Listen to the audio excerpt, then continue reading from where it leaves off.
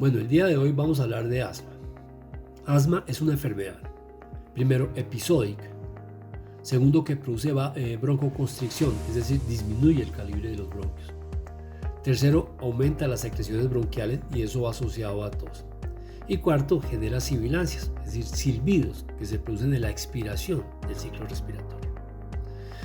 Se produce y ha venido aumentando considerablemente desde hace 30 años.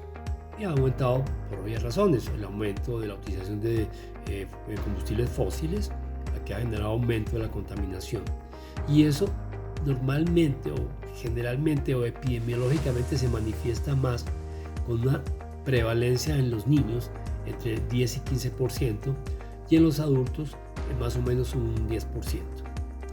¿Quién la desencadena? Hay múltiples factores. El polen es uno de los factores que desencadenan el asma, y los picos se ven obviamente en estados de primavera o en estados primaverales. El medio ambiente también es obvio. El medio ambiente normalmente porque ese medio está contaminado con gases provenientes como residuos de la utilización de combustibles de origen fósil. El ambiente laboral también es un elemento que produce, en caso de fábricas e industrias con muchas micropartículas, puede llegar a desencadenar el asma. La gripa, el frío, el estrés, los cambios de temperatura son también desencadenantes del asma. Ahora, cuando hablamos de asma y hablamos de diagnóstico, el diagnóstico puede ser hecho de varias formas, pero definitivamente la parte clínica tiene una certeza del 100%.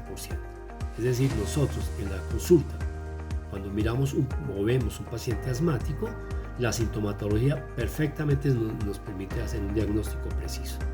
Sin embargo, hay otros elementos que pueden reforzar ese diagnóstico, por ejemplo la espirometría y por ejemplo el estudio de leucocitos, glóbulos blancos, que demuestran un aumento de los eosinófilos, que simplemente refleja el paciente, aquellos pacientes alérgicos, que incluye el asma, o sea, pacientes con rinitis, pacientes con una serie de elementos, y asma son pacientes netamente alérgicos y se van a reflejar en esos recuentos de leucocitos. ¿Qué pasa? El asma también tiene diferenciales, tiene enfermedades que simulan ser asma con los mismos síntomas. Enfermedades como ¿qué? El EPOC, o sea, la enfermedad pulmonar obstructiva crónica, que se emite o se genera en pacientes con diferentes circunstancias, que han trabajado mucho tiempo en ambientes muy polucionados, que han sido fumadores crónicos y pacientes que han cocinado con leña. En estos últimos, esos pacientes tienen, ya digamos que tercera edad, porque cada vez es menos frecuente que los pacientes cocinen con leña.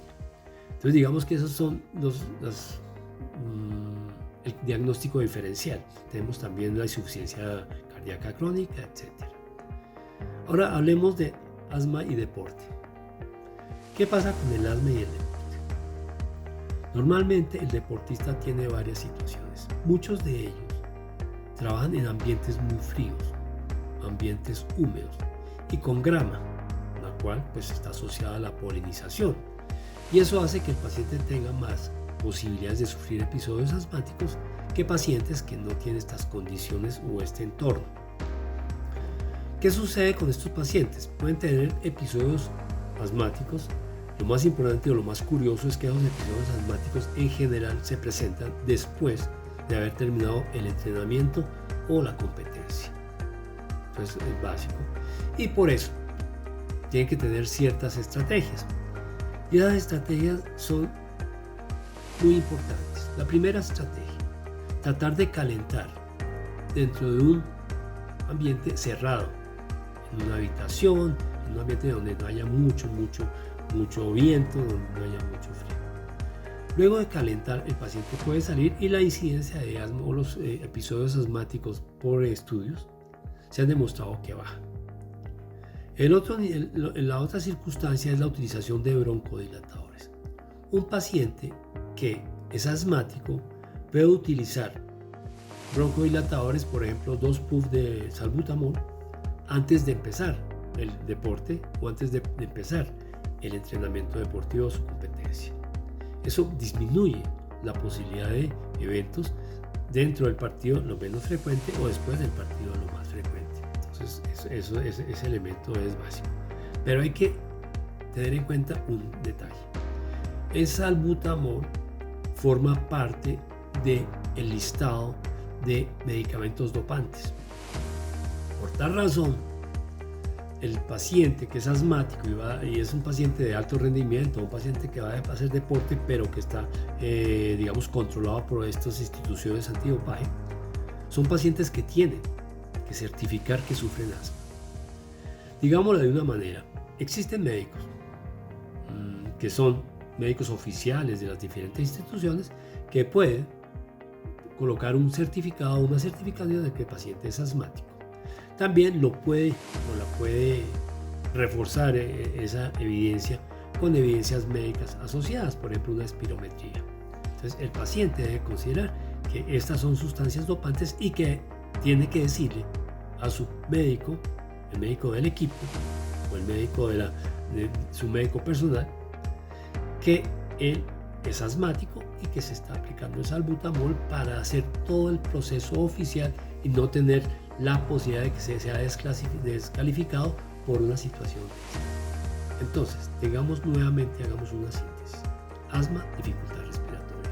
Desencadenantes del asma, los que acabamos de mencionar. Forma de diagnóstico. Tercero, tratamiento. Y cuarto, prevención de esta patología, de estos episodios en deportistas. Es importante que lo tengan en cuenta. Nuevamente les doy muchas gracias. Espero que me escriban si tienen alguna duda. Estoy pendiente. Creo que este y otros temas son fundamentales para nosotros los deportistas.